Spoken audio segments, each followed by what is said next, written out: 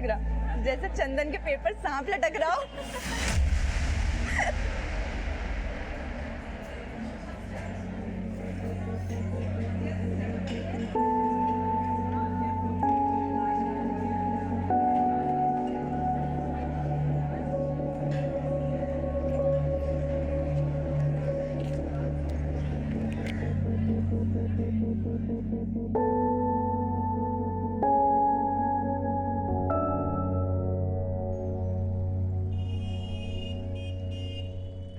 फोक्सो cut cut कर दो uncle. फॉक्सो क्या? कौन सा कट? फोक्सो कट। देखो बेटा, तुम्हारी मम्मी बोल के गई है कि एकदम छोटा छोटा बाल करना है। अरे अंकल, फोक्सो कट में भी तो बारीक बाल होता है, लेकिन स्टाइल में होता है। स्टाइल वाला कट करना है ना, तो पहले अपनी मम्मी से बुलवाओ। अरे अंकल कर दो ना, कुछ नहीं होगा। इस बार तुम्हारी बात नहीं सुनेंगे, हम अपने हिसाब से काटेंगे, बिल्कुल छोटे छोटे।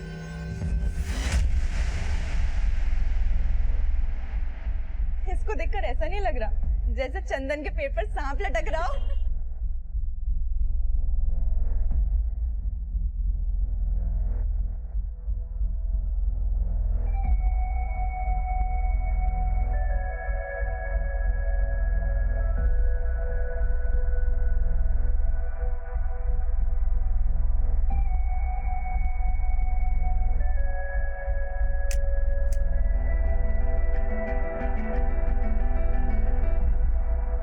आपका स्टेटस देखा हमने, एकदम आलिया भट्ट एक्ट्रेस दिख रही थी। तारीफ के लिए शुक्रिया, लेकिन तुम तो बोल रहे थे अपने नए हेयर स्टाइल के साथ तुम भी स्टेटस चेंज करने वाले हो। वो हमने सोचा हेयर स्टाइल नहीं चेंज करेंगे, लेकिन स्टेटस जरूर चेंज करेंगे।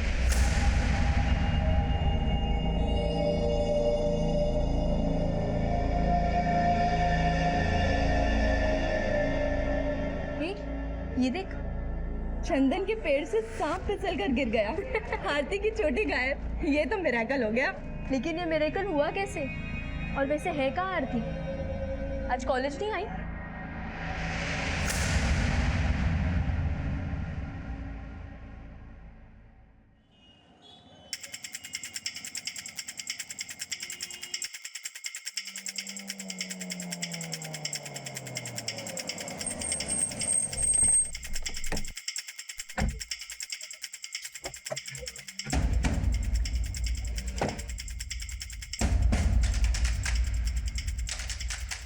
इस बिल्डिंग का काम काफी दिनों से बंद है सर। हम यहाँ समय समय पर राउंड लगाते रहते हैं और हर चीज को चेक करते हैं।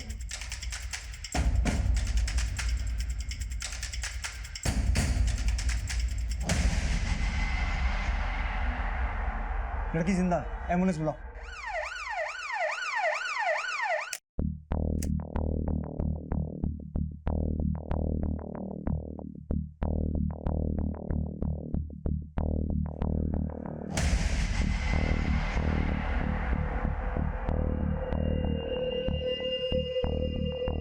सर शायद इसी पत्थर से लड़की पर वार किया गया होगा। लेकिन खून काफी बहा हुआ है, शायद किसी और चीज का भी इस्तेमाल हुआ है। आसपास का पूरा एरिया स्कैन करो, शायद कोई और वेपन मिले। और लोगों से पूछताछ करो, कोई इसे जानता है क्या? Okay sir.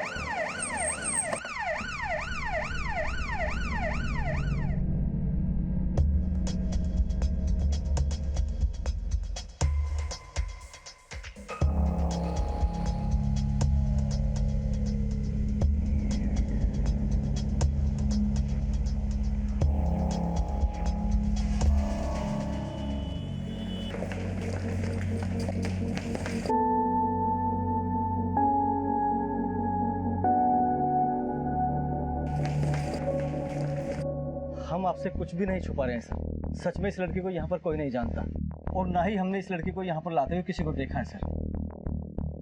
ठीक है त्यागी, इन सब का नाम, एड्रेस, फोन नंबर नोट करो। सर उस पत्थर के अलावा यहाँ ऐसा कुछ भी नहीं मिला जो सस्पिशियस हो, और उस लड़की के पास भी ऐसा कुछ नहीं मिला जिससे उसकी आइडेंटिफिकेशन हो सके। यहाँ पूरी बिल्डिंग में सीसीटीवी कहीं नहीं है। सर ये पूरा इंडस्ट्रियल एरिया है, यहाँ पर गार्ड के अलावा आसपास में सिर्फ लेबर क्लास के ही लोग रहते हैं। मैंने कई लोगों से पूछताछ की, लेकिन उनमें से कोई भी इस लड़की के बारे में नहीं जानता। लेकिन ये लड़की देखने में लेबर क्लास की नहीं लग रही है। सर हो सकता है ये लड़की इस एरिया की हो ही ना, और ये एरिया काफी सुनसान भी है सर। अंधेरा होने के बाद ज्यादा लोग आते जाते भी नहीं है यहाँ पर। हो सकता है इसी बात का फायदा उठाकर कोई पर्पसली से यहाँ लेके आया हो। इस लड़की के कपड़े काफी फटे हुए थे, मुझे लगता है इसके साथ रेप किया गया होगा और फिर इसे जान से मारने की कोशिश की गई होगी। किलर को लगा होगा कि लड़की मर चुकी है, लेकिन लड़की जिंदा थी। And now I really hope कि डॉक्टर्स इसकी जान बचाने में कामयाब हो जाएं। आरती अब भी जिंदगी और मौत से लड़ रही थी, पर पुलिस उसके नाम और पहचान से अनजान थी और काफी कोशिशों के बावजूद पुलिस आरती से जुड़ी कोई जानकारी नहीं जुटा पाई थी। वहीं उसका इलाज कर रहे डॉक्टर्स ने उसे बचा तो लिया था, लेकिन उसे इतनी बेरहमी से मारने की कोशिश की गई थी कि आरती कोमा में जा चुकी थी।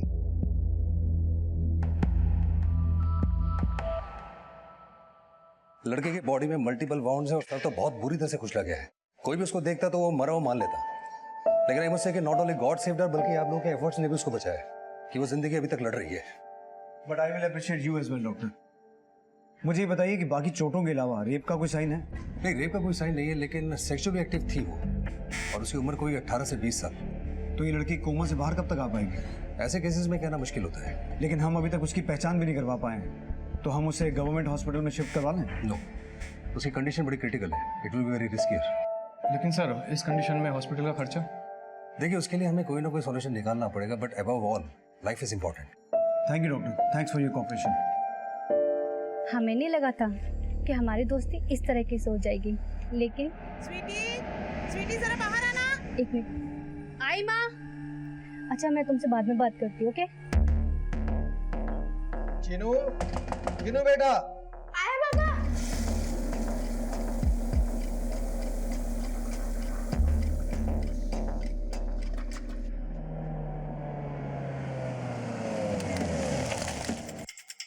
सर, हमने उस कंस्ट्रक्शन साइट के आसपास के एरियाज में भी पूछताछ की, लेकिन वहां पर भी उस लड़की के बारे में कोई कुछ नहीं जानता।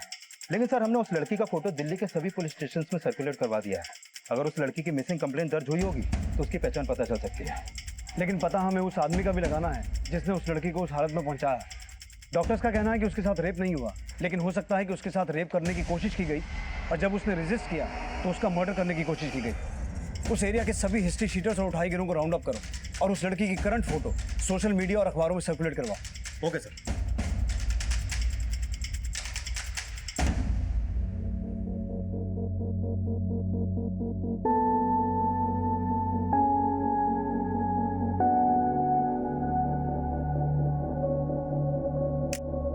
आरती की पहचान पता करने के लिए पुलिस हर संभव प्रयास कर रही थी, पर सोशल मीडिया और न्यूज की मदद लेने के बावजूद उसका कोई करीबी सामने नहीं आया था। दिल्ली के किसी भी पुलिस स्टेशन में उसकी मिसिंग कंप्लेंट नहीं फाइल हुई थी और दूसरे स्टेट्स की पुलिस से भी कोई क्लू नहीं मिल पाया था। एक तरफ पुलिस आरती की कोमा से बाहर आने का इंतजार कर रही थी, वहीं उसके गुनहगार का पता लगाने के लिए एरिया के हिस्ट्री शीटर्स और उठाईगिरों को राउंड अप किया जा रहा था।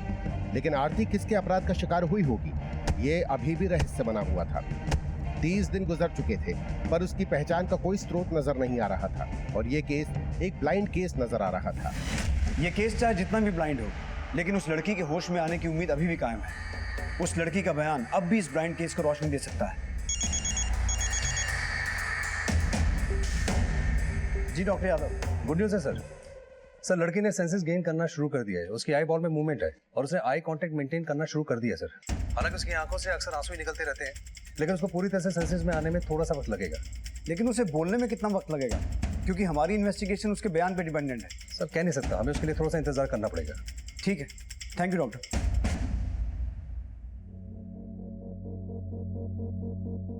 आरती की खामोशी में दर्द का अंबार था और अपनी पीड़ा को वो शब्द भी नहीं दे पाती थी। लेकिन डॉक्टर्स की एक लंबी कोशिश के बाद पुलिस अब उसका बयान लेने की कोशिश कर रही थी। पर क्या उसका कहा, उसकी पहचान और उसके अपराधी तक पहुंचने में उसका बयान मदद कर पाएगा? बताइए, क्या नाम है आपका?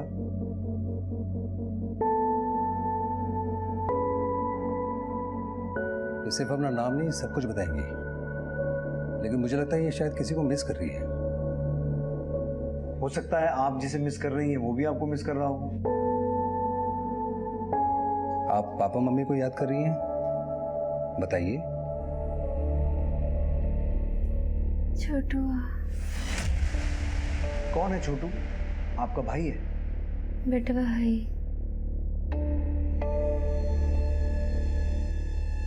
छोटू आपका बेटा है?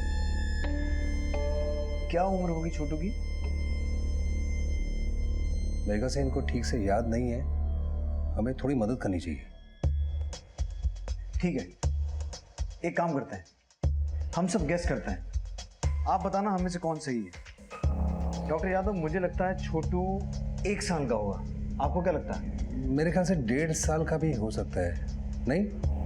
सर छोटू 2 साल का भी हो सकता है या फिर 2.5 साल का। 10 साल। 10 साल?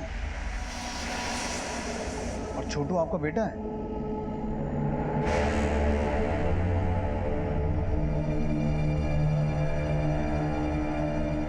छोटू के पापा कहाँ रहते हैं, आपके पति?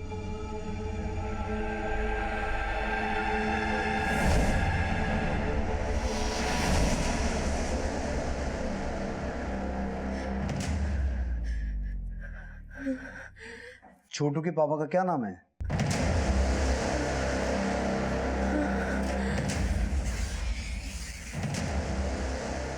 अब आप लोग प्लीज बाहर जाइए, please.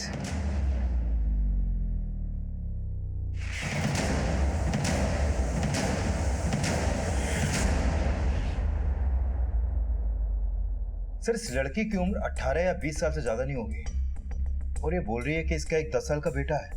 How is it possible? हो सकता है उसके बेटे की उम्र 10 साल। Not possible. 10 साल का बच्चा नहीं, उसका कोई बच्चा हो ही नहीं सकता है। हमने मेडिकल एग्जामिनेशन किया उसका, बच्चा डिलीवर करने की बात बहुत दूर है, उसने आज तक कभी कंसीव ही नहीं की। तो फिर ये छोटू होगा कौन जिसे ये अपना 10 साल का बेटा बोल रही है? वो ट्रॉमा में है, वो वही बोल रही है जो उसके सबकॉन्शियस माइंड में चल रहा है। उसे अपना बोला सच लग रहा होगा, लेकिन फैक्ट यही है कि वो किसी भी बच्चे की माँ नहीं है मेडिकली। लेकिन डॉक्टर, ऐसा भी तो हो सकता है कि वो जिस बच्चे की बात कर रही है ये उसकी सौतेली माँ हो सकता है इसकी शादी किसी ऐसे आदमी से हुई हो जिसका पहले से ही 10 साल का बच्चा था और उसका नाम छोटू है। चीनू, चीनू, आए मम्मी। क्या रोज रोज का ड्रामा लगा रखा है ये तुमने? घंटों तक करते क्या रहते हो तुम बाथरूम में? अरे क्या हो गया, क्यों इतना चिल्ला रही हो तुम? आज चीनू फिर 1 घंटे से बाथरूम में घुस के बैठा हुआ है। हाँ तो तुमने मारा होगा उसे, इस डर से वो बाथरूम में घुस गया। हाँ, हम तो माँ है ही नहीं, हम तो जल्लाद हैं। अरे इतनी तरफदारी मत कीजिए उसकी, पानी सर के ऊपर से जा रहा है। क्या कर रहा था तू अंदर? हाँ, इस बार झूठ बोला ना तो लगाएंगे कान के नीचे। पूनम, चिनू, आप 1 घंटे से बाथरूम में थे, क्या कर रहे थे? हमारे पेट में दर्द था। फिर झूठ बोल रहा है ये। हम झूठ नहीं बोल रहे हैं। अरे बेटा, तो आपके पेट में दर्द था तो आपको मम्मी को बताना चाहिए था ना। बोला तो था, लेकिन ये फोन पे बात कर रहे थे। फिर उन्होंने गुस्से से कहा हमारा दिमाग मत खा, जाकर अपने पापा को बोल। दिख रहा है मुझे तुम कितनी अच्छी माँ हो। तो तुम कौन से अच्छे बाप हो? तुम्हारी वजह से तो बिगड़ रहा है ये। हमारी वजह से बिगड़ रहा है, हमारी वजह से बिगड़ रहा है, और अपने आप को माँ कहती हो तुम। किस्मत खराब है हम दोनों की जो तुमको झेलना पड़ रहा है। चलो सुनो, आइंदा इस पर हाथ मत उठाना तुम। इसे इतना सर पे चढ़ा के अच्छा नहीं कर रहे हो तुम, पछताओगे एक दिन।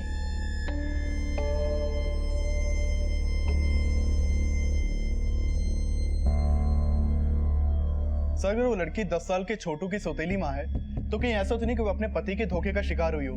शायद इसलिए उसका पति उसकी पहचान के लिए सामने नहीं आया। मिश्रा, होने को तो कुछ भी हो सकता है। हो सकता है उसके पति ने उस लड़की के साथ साथ उसके घर वालों को भी धोखे में रखा हो, या फिर उस लड़की का कोई करीबी हो ही ना। चांसेस इस बात के भी हैं कि उस रात उस लड़की के साथ साथ उसके किसी करीबी को भी मारने की कोशिश की गई। कहीं ऐसा तो नहीं कि वो लड़का छोटू उस रात इसके साथ ही था और इस लड़की को घायल करके छोटू को अगवा कर लिया गया। ये लड़की हमें 2 अगस्त को मिली थी। मिश्रा, पता करो 2 अगस्त के आसपास किसी 10 साल के बच्चे की लाश मिली है या कहीं कोई मिसिंग बच्चा बरामद हुआ हो जिसकी उम्र 10 साल के आसपास की हो। इससे हमें छोटू की कोई लीड मिल सकती है। सर हालांकि उस लड़की ने ज्यादा कुछ बोला नहीं, लेकिन जो कुछ भी बोला उसके बोलने के लहजे को नोटिस किया सर आपने? मतलब? 1 मिनट सर, ये सुनिए। छोटू। कौन है छोटू? आपका भाई है? बेटा भाई। सर उसने छोटू को छुटुआ और हे को हाई प्रोनाउंस किया। सर ऐसी बोली यूपी में बोली जाती है, क्योंकि मेरा एक दोस्त है यूपी का, कन्नौज का, उसका बोलने का लहजा भी सेम ऐसा ही है। सर हो सकता है कि ये लड़की कन्नौज के किसी एरिया की हो।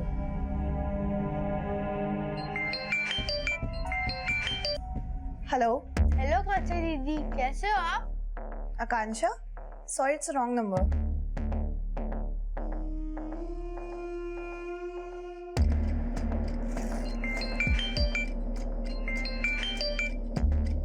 हेलो। हेलो कांचा दीदी, आपने फोन क्यों काट दिया? यहाँ कोई आकांक्षा नहीं रहती, आपने गलत नंबर डायल किया है। हमने तो 87676044 पे फोन लगाया है। हाँ, ये नंबर हमारा है, यहाँ कोई आकांक्षा नहीं रहती है। आपका नाम क्या है दीदी? बताइए, क्या है आपका नाम? पारुल। देखो बेटा, यहाँ कोई आकांक्षा दीदी नहीं रहती है। लेकिन आपकी आवाज तो बिल्कुल आकांक्षा दीदी जैसी है। बट हम आकांक्षा नहीं है। तो क्या हुआ? लेकिन आप दीदी तो हो, क्या आप हमारी दीदी बनोगी?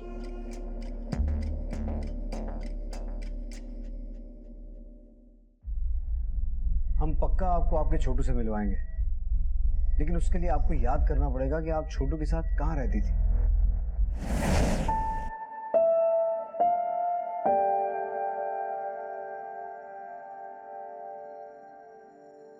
आपका घर तो कन्नौज में है ना?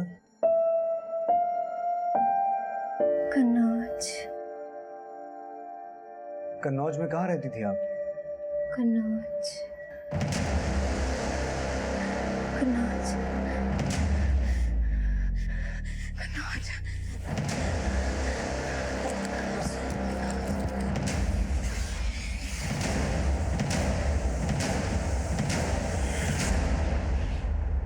आरती की पहचान पता करने के लिए पुलिस बारीक से बारीक सूचना को एक बड़े स्तर पर इन्वेस्टिगेट कर रही थी, लेकिन आरती वाकई किसी 10 वर्षीय छोटू की सौतेली मां होगी, इस रहस्य का कोई भी सिरा जुड़ता नजर नहीं आ रहा था।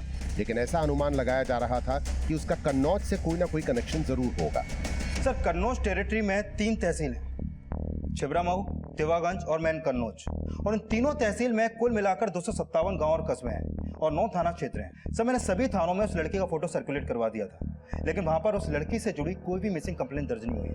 लेकिन सर, इस बात के भी पूरे चांसेस है कि शायद किसी ने जानबूझ के उस लड़की की मिसिंग कंप्लेंट फाइल नहीं करवाई हो। एक कोशिश और करके देखते हैं। उस लड़की के सामने इन 257 गांव और कस्बों का नाम लेकर एक बार फिर से पूछताछ करते हैं। हो सकता है उसे अपने गांव का नाम याद आ जाए। Right sir.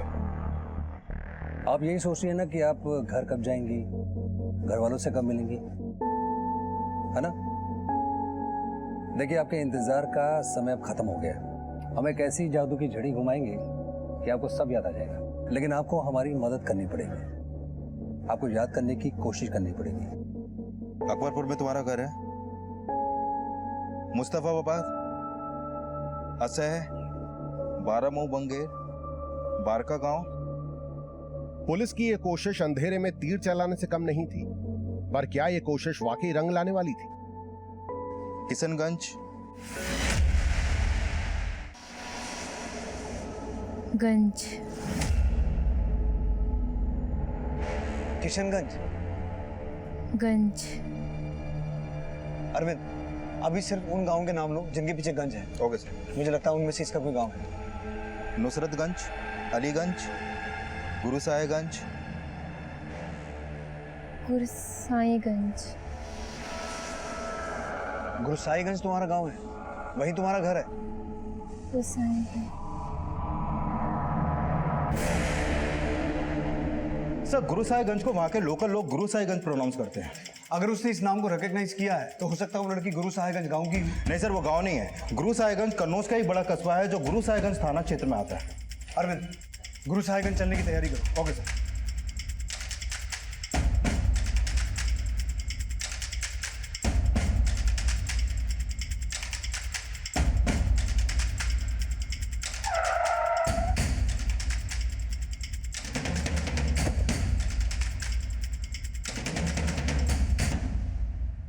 सर, आपका फ़ोन आने के बाद से ही हमने सब कुछ अच्छे से चेक किया है। सर, इस लड़की की ना तो कोई मिसिंग कंप्लेंट दर्ज हुई है और ना ही इसके बारे में कोई और इन्फॉर्मेशन मिली है। लेकिन पांडे जी, अब जरा कोशिश लग के करनी पड़ेगी, क्योंकि हमें पक्का यकीन है कि ये लड़की यहाँ गुरुसाहिबगंज की रहने वाली है। अगर इसकी कंडीशन थोड़ी अच्छी होती तो हम इसको अपने साथ ले आते और इसका घर ढूंढने की कोशिश करते। पर सर, आपको हमसे जो भी हेल्प चाहिए हम आपकी हेल्प करेंगे। पांडे जी, या तो इस लड़की के माँ बाप यहाँ के रहने वाले हैं या हो सकता है इसका पति यहाँ का है। सर, ये शादीशुदा है? जी, और इसने एक बच्चे का नाम भी लिया है, छोटू। शायद ये उसकी सौतेली माँ है, क्योंकि छोटू की उम्र इसने 10 साल की बताई है। अब जाहिर सी बात है इसके पति की उम्र इससे 15-20 साल ज़्यादा तो होगी, और अगर इसके माँ बाप यहाँ के हैं तो इसने यहाँ के किसी स्कूल कॉलेज में पढ़ाई तो की होगी। ठीक है सर, हम दोनों ही पॉसिबिलिटीज़ पर काम करेंगे। शायद आप लोगों की तलाश यहाँ गुरु साहिबगंज में खत्म हो जाए।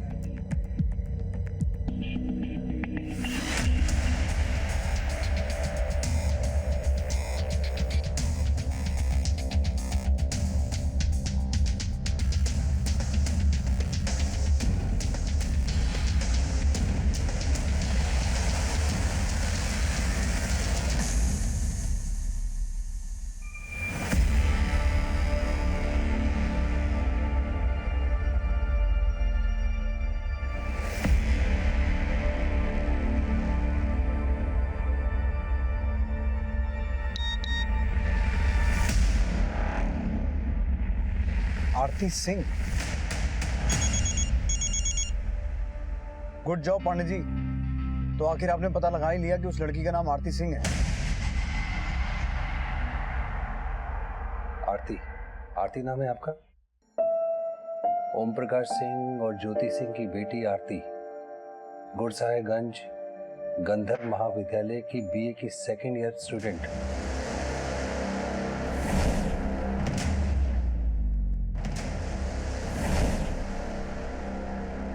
याद आ रहा है? आरती, आरती बेटा उठ, कॉलेज नहीं जाना क्या? क्या है माँ, 10 मिनट और सोने दो ना। उठ जा आरती, पापा पार्क से आने वाले हैं। आके देखा ना तो अब तक सो रही है, तो पूरा घर सर पर उठा लेंगे।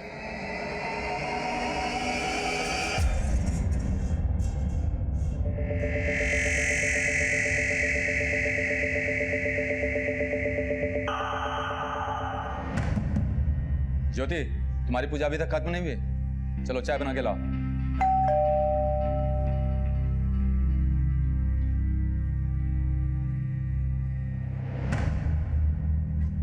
हाँ, आरती हमारी ये बेटी है, लेकिन अब वो हमारे साथ नहीं रहती।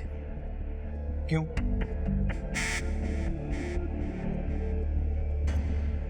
और आरती कब से आपके साथ नहीं रह रही? लेकिन आप उसके बारे में इतना क्यों पूछ रहे हैं? पहले आप ये बताइए कि आपकी बेटी पिछले 4 महीने से कॉलेज क्यों नहीं गई है? और आप जानते हैं कि इस वक्त वो कहाँ है? क्या हुआ? बताने में इतनी तकलीफ क्यों हो रही है? सर, वो बात दरअसल ये है कि आरती 4 महीने पहले भाग गई थी यहाँ से। भाग गई थी? किसके साथ? हमें कुछ नहीं पता सर। कुछ पता नहीं है या कुछ छुपा रहे हैं? और पिछले 4 महीने से आपकी बेटी गायब है, लेकिन आपने उसकी कोई भी मिसिंग कंप्लेंट दर्ज नहीं करवाई। हम ऐसा कुछ भी करते तो हमारी खानदान की बदनामी होती। अपनी बदनामी की फिक्र है, बेटी की नहीं है। आपको पता भी है आपकी बेटी के साथ क्या हुआ है?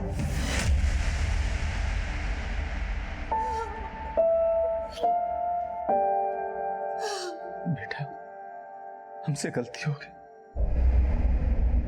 हमें माफ कर दो।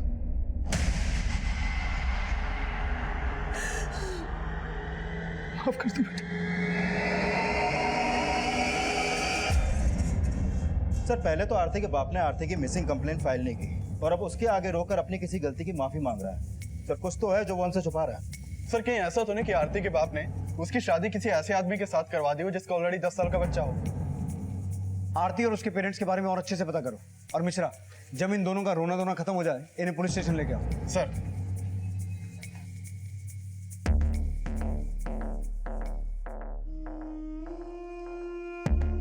अरे हमारे पति तो रोज कहते हैं कि हमसे शादी करके पछता रहे हैं। हमारे बेटे को भी ऐसा बना दिया कि हमसे ही बगावत करता है। चीनू, हम बाद में कॉल करते हैं। कहाँ जा रहा है? बाथरूम नहीं जा रहे हैं। तू कहाँ जा रहा है? खेलने। हमसे पूछा तूने? नहीं। कहीं खेलने वेलने नहीं जाना है? चलो अपना होमवर्क खत्म करो पहले।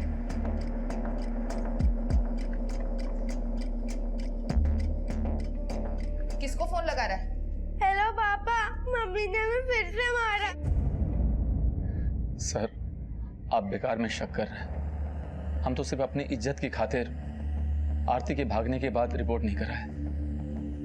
लेकिन सर, अब हमें अपनी गलती का आभास हो रहा है। कहीं आपकी गलती ये तो नहीं थी कि आपने अपनी बेटी की शादी ऐसे आदमी से करवाई जो ऑलरेडी शादीशुदा था? ये आप क्या कह रहे हैं सर? हमने ऐसा कुछ भी नहीं किया था। तो फिर आरती ये क्यों बोल रही है कि उसका 10 साल का बेटा है? क्या? अब ज्यादा ड्रामा मत करो, नहीं तो मैं अपने तरीके से सच बुलवाऊंगा। सर हमें इसके बारे में कुछ भी नहीं पता। वो भागने के बाद कहाँ गई ये भी हम नहीं जानते। करीब 4 महीने पहले हम सुबह आरती को जगाने के लिए उसके कमरे में गए। आरती,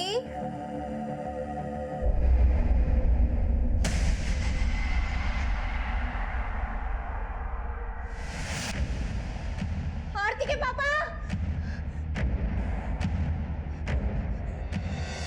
आरती के पापा,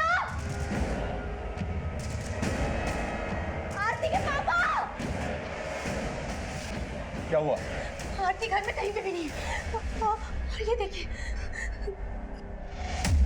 सर, उसके गायब होने का रिपोर्ट इसलिए नहीं लिखा है क्योंकि हम इस बात पे शर्मिंदा नहीं होना चाहते थे। वो सिर्फ खुद ही नहीं भागी थी, बल्कि घर से 2 लाख के गहने और 25,000 रुपये भी गायब थे। अब अपना किया छुपाने के लिए अपनी बेटी को चोर भी बोल रहे हैं? नहीं सर, हम तो ये सोच रहे थे कि एक दिन भूले भटके सही सलामत शायद वो घर वापस आ जाएगी, लेकिन हमने ये नहीं सोचा था कि उसके साथ इतना बुरा हो। आपने कहा कि आरती फोन इस्तेमाल करती थी, उसका नंबर दीजिए। आरती का मोबाइल नंबर पता चलते ही उसके कॉल रिकॉर्ड्स निकाले जाने लगे। आरती के माता पिता शक के घेरे में थे। उनकी आरती से जुड़ी हर जानकारी जुटाई जाने लगी। सर, इन लोगों ने आरती की शादी की होगी ऐसा तो हमें कुछ भी नहीं पता, लेकिन आरती का बाप एक नंबर का लालची और घमंडी इंसान है। आरती को मारता भी बहुत था। हम तुम्हें कॉलेज भेज रहे हैं, इसका ये मतलब नहीं हम तुम्हें खुली छूट दे देंगे। आज इतनी लेट क्यों आई? बोल। आरती, क्या कर रही है तू? कुछ नहीं, बता ना। ये बता। तो तू यहाँ पढ़ नहीं रही है, भजन कर रही है। क्या काजल, तुम भी हमारा मजाक उड़ा रही हो? मजाक तो अपना तुम खुद उड़वाती हो। 5.25 फीट की हाइट और ये 3 फीट की चोटी, ऊपर से माथे पे चंदन का टीका। खुद को बदलती क्यों नहीं? क्या करें, हमारी किस्मतें कुछ ऐसी है, जो पापा कहते हैं वही करना पड़ता है। कल आप हमसे मिलने आ रहे हैं ना? सोचेंगे। पर आपने तो कहा था कि आप भी हमसे मिलना चाहते हैं। अभी हम सच में बहुत बिजी हैं, हम आपसे बाद में बात करते हैं। Please bye.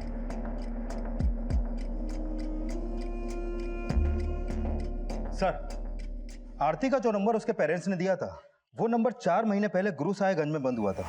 ये देखिए सर। लेकिन सर, ये नंबर बंद होने से पहले आरती की किसी राकेश शर्मा से काफी बातें होती थी। राकेश शर्मा? हाँ सर, ये राकेश शर्मा। सर, इसका नंबर अभी बंद है, लेकिन इसका ये नंबर लखनऊ के एड्रेस पर रजिस्टर्ड है। लखनऊ?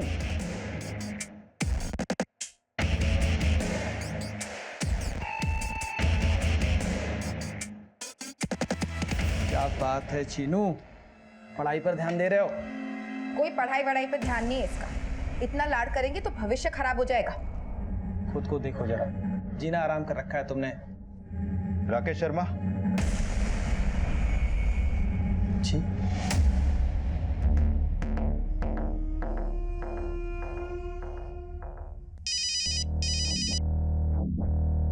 हेलो विनीत, राकेश को पुलिस लेके गई है।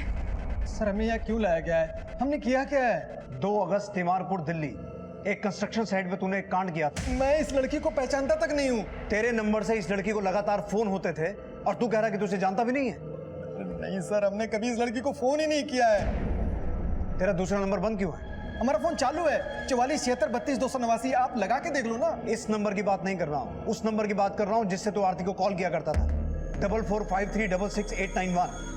अरे नहीं नहीं सर, ऐसा कोई नंबर हम इस्तेमाल ही नहीं करते हैं सर। ये नंबर तेरे नाम पर रजिस्टर्ड है। सर, हमें जरूर कोई फंसा रहा है सर। कौन फंसाएगा तुझे? कौन दुश्मन है तेरा?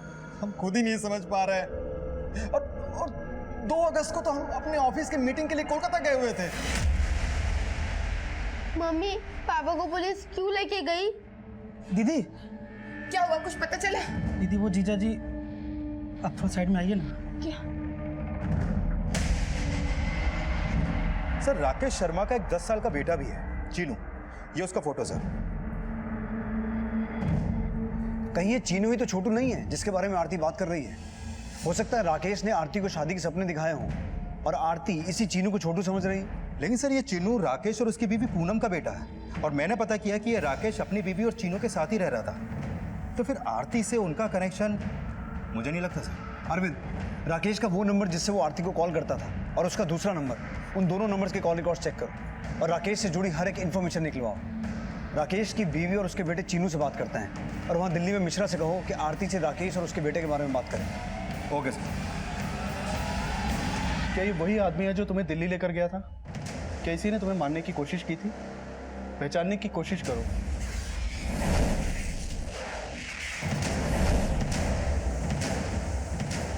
इसका नाम राकेश है। अच्छा, और इस बच्चे को जानती हो? यही छोटू है ना? आरती ने जिस 10 वर्षीय छोटू को अपना बेटा बोला था, उसके चीनू होने का कोई प्रमाण नहीं था और राकेश से जुड़ी जानकारियां इस केस को और उलझाने वाली थी। इस एड्रेस को कंफर्म करो। सर, राकेश 1 से 5 अगस्त के बीच अपने ऑफिस के काम से कोलकाता में ही था। मैंने उसकी एलिबाई भी चेक की। लेकिन राकेश के फोन से आरती को फोन तो होते थे। सर, राकेश ने जो नंबर हमें दिया था वो 1 से 5 अगस्त के बीच कोलकाता में ही एक्टिव था। ये देखिए सर। और राकेश का जो नंबर हमें आरती के कॉल रिकॉर्ड में मिला वो 1 और 2 अगस्त को बंद था। अगर राकेश कोलकाता में था तो हो सकता है उसने किसी और से आरती को मरवाने की कोशिश की हो। सर, राकेश के जो दोनों नंबर्स हमारे सामने आए, मैंने पता किया उन दोनों नंबर्स का लोकेशन पैटर्न सिमिलर नहीं है। मतलब कई बार उन दोनों नंबर की लोकेशन एक ही टाइम पर अलग अलग जगह की थी। तो इसका मतलब ये हुआ कि जिस नंबर से आरती को कॉल होते थे वो नंबर कोई और इस्तेमाल कर रहा था। पॉसिबल है सर। और एक बात सर, राकेश के नाम रजिस्टर्ड जिस नंबर से आरती को कॉल होते थे वो नंबर राकेश के अरेस्ट होने से पहले तक भी एक्टिव था और उस नंबर से इन 2 लड़कियों को लगातार कॉल होते थे, स्वीटी और पारुल। इन दोनों के नंबर्स लखनऊ के अलग अलग एड्रेस पर रजिस्टर्ड है। सर, स्वीटी का फोन फिलहाल अभी बंद है लेकिन ये पारुल का नंबर अभी भी एक्टिव है। सर, ना हम आरती को जानते हैं, न स्वीटी को, न पारुल को। सर, हमने कुछ नहीं किया, हमें फंसाया जा रहा है सर। लेकिन ऐसा कौन हो सकता है जो तुझे फंसाएगा? और जो नंबर तेरे नाम पर रजिस्टर्ड है वो कोई और कैसे यूज कर सकता है? वही तो हमें खुद समझ में नहीं आ रहा है।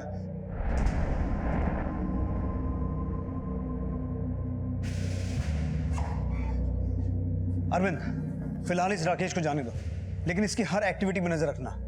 अगर ये झूठ बोल रहा है तो सामने आ जाएगा और इसके दोनों नंबर्स जिन जिन लोकेशंस पर एक्टिव रहते थे उन सभी लोकेशंस को ट्रैक डाउन करो। Okay sir.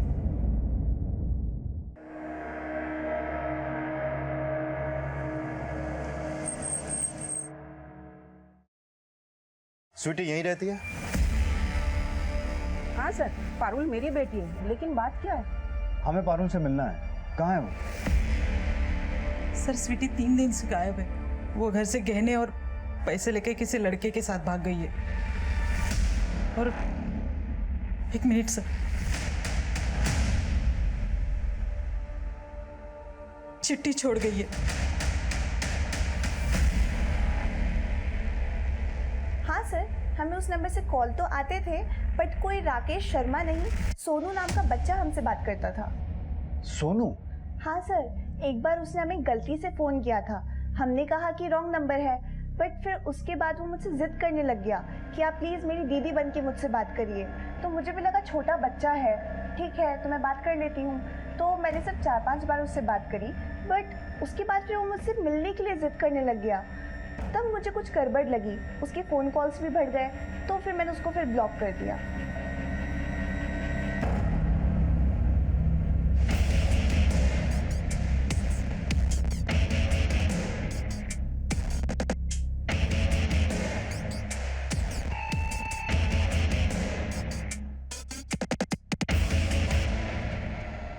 सर, राकेश के नाम रजिस्टर्ड जिस नंबर से आरती को कॉल हो रहे थे मैंने उस नंबर की लोकेशन ट्रैक डाउन की। सर, वो नंबर ज्यादातर लखनऊ के इंदु नगर में एक्टिव रहा है जहाँ पे राकेश के बेटे चीनू का स्कूल है। और एक्सक्यूज मी सर। हाँ बोलो। ठीक है, तुम उनका पीछा करो और देखो कहाँ जा रहे हैं। सर, अभी अभी राकेश अपने बेटे चीनू के साथ घर से कहीं निकला है। हमारी टीम उनका पीछा कर रही है।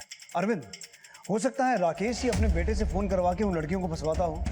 चीनू ने अपना नाम सोनू बता के पारुल से बात की और आरती के लिए वो छोटू बना। हो सकता है चीनू ही छोटू है। पारुल ने बताया था कि वो बच्चा उससे मिलना चाहता था, लेकिन पारुल ने उसका नंबर ब्लॉक कर दिया था। हो सकता है आरती उसकी बातों में आ गई हो और वो मिलने चली गई हो और उसके साथ वो सब कुछ हो गया। सर स्वीटी भी 3 दिन से गायब है।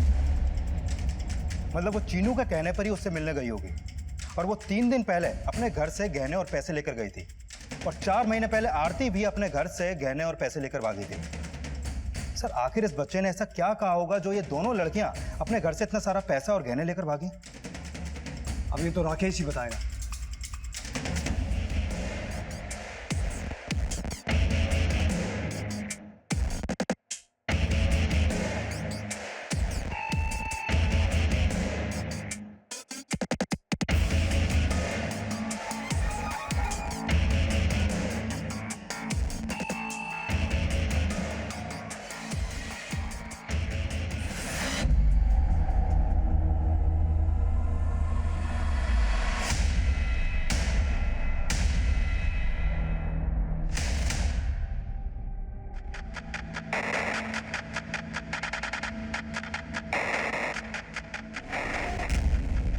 पापा की कोई गलती नहीं है, ये सब तो पीयूष अंकल ने किया है। पीयूष अंकल कौन? वो एक मोबाइल शॉप पे काम करते हैं।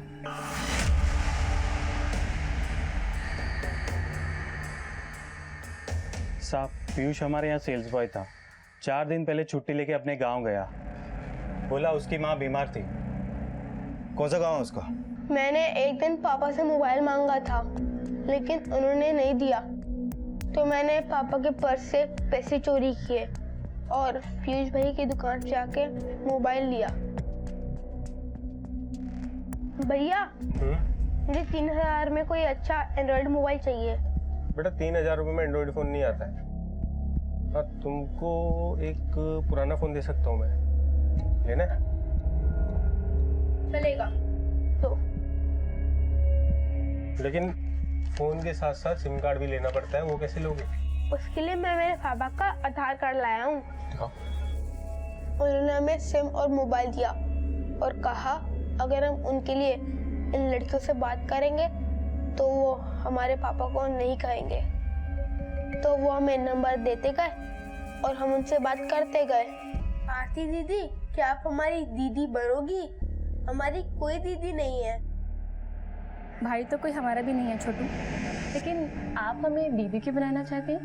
इसलिए क्योंकि आप बहुत अच्छी बातें करते हैं। तो आरती तुम्हें छोटू समझकर तुमसे बात करती थी, और वो तुम्हें अपना छोटा भाई भी समझती थी। और पीयूष भैया हमारे बड़े भैया बन के उनसे बात करते थे। क्या बात करते थे? पता नहीं, लेकिन इतना पता है वो रात को मोबाइल लेके जाते थे और सुबह लौटा देते थे। तो ये पीयूष स्वीटी और पारुल से भी बात करता था? नहीं, वो पारुल दीदी से बात नहीं करते थे, इसलिए क्योंकि पारुल दीदी को मेरा फोन करना अच्छा नहीं लगता था। लेकिन वो स्वीटी दीदी से बात करते थे, और जब आप पापा को लेके गए तो वो सब मैंने पीयूष भैया को बताया। क्या? तू ऐसा कर, तू वो फोन फेंक दे, और बेटा किसी को कुछ बोलना मत, ठीक है? हाँ। लेकिन ये सब तो मैंने पापा को बताया था। सर, हमने आपको इसलिए नहीं बताया क्योंकि ये सब कुछ चीनू की गलती से हुआ था। हमें डर था कि आप लोग चीनू को परेशान करेंगे।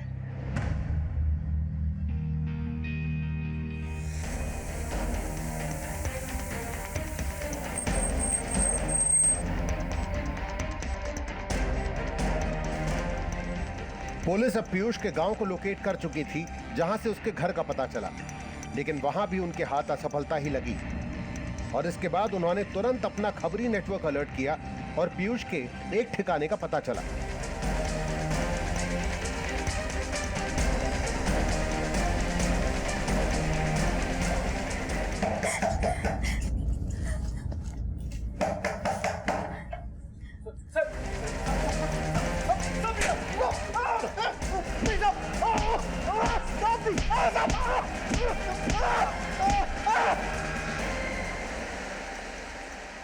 तुम बहुत अच्छे हो छोटू, तुमसे बातें करके हमें अच्छा लगता है। ऐसे लगता है हमारा भी कोई है जिससे हम अपनी सारी बातें कर सकते हैं। दीदी, क्या आप मेरे भैया से बात करोगी? भैया से? मैंने उनको आपके बारे में सब कुछ बता दिया है।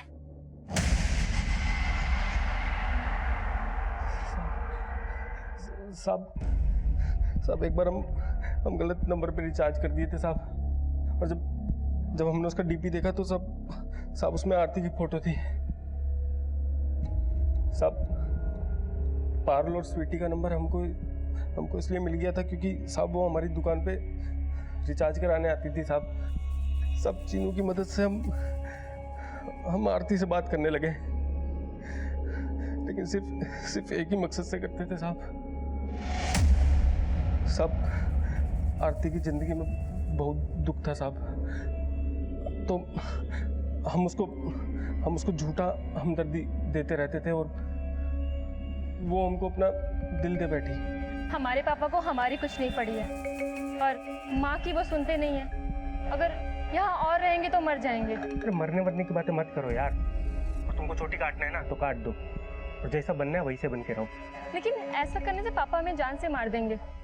देखो अगर ऐसा है ना तो अपने घर वालों को छोड़ के हमारे पास आ जाओ, ठीक है? और जैसा बनना चाहती हो वैसे ही बन के आओ। हम है ना, हम रखेंगे तुमको खुश। साहब वो हमारी बातों में ऐसे आई कि अपने घर का सारा कैश सारा गहना सीधा हमारे पास लेके आ गई। लेकिन चीनू को तो आरती अपना भाई मानती थी, फिर उसे अपना बेटा क्यों बोल रही? साहब हमने बोला था उसको, हमने कहा था कि चीनू भले ही हमारा छोटा भाई है, लेकिन माँ बाप के जाने के बाद वो हमारे बेटे जैसा है और उसको बेटे की तरह ही पालेंगे। सब ये सब सपना दिखाया हम उसको, और वो नहीं जानती थी साहब कि हमारे मन में क्या था। साहब हमने उसके साथ वहाँ पे 3 दिन गुजारे और फिर हम उसको वापस घर जाने के लिए बोलने लगे। साहब वो ऐसे हमारे गले पड़ गई कि हम उसको और नहीं घुमा पाए साहब। हमने उसकी तसल्ली के लिए उसके साथ मंदिर में जाके शादी भी की, लेकिन हम उसके साथ फंसना नहीं चाहते थे साहब। तो कुछ दिन हमने उसको सुल्तानपुर के घर में रखा, फिर एक दिन बोला कि हमको दिल्ली में नौकरी मिला है, वहीं चल के रहेंगे, और दिल्ली में हम उसको तिमारपुर ले आए।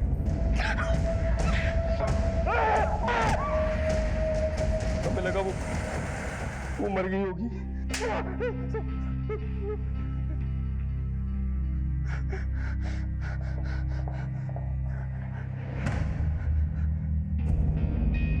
पीयूष ने अपना अपराध छिपाने के लिए आरती को मारने की कोशिश तो की, लेकिन अपराधी चाहे जितना भी चालाक हो, उसका किया एक ना एक दिन सामने जरूर आता है। लेकिन आरती के साथ जो कुछ भी हुआ, उसके दोषी उसके माता पिता भी हैं, जिनकी गैर जिम्मेदाराना परवरिश की वजह से ही आरती ने पीयूष पे भरोसा करने की भूल की। आरती को अब हॉस्पिटल से छुट्टी दे दी गई है और उसके इलाज का खर्चा हॉस्पिटल ने खुद उठाने का निर्णय लिया है, जो बेहद ही सराहनीय है। लेकिन आरती का पहले जैसा नॉर्मल हो पाना अब भी चुनौतीपूर्ण है।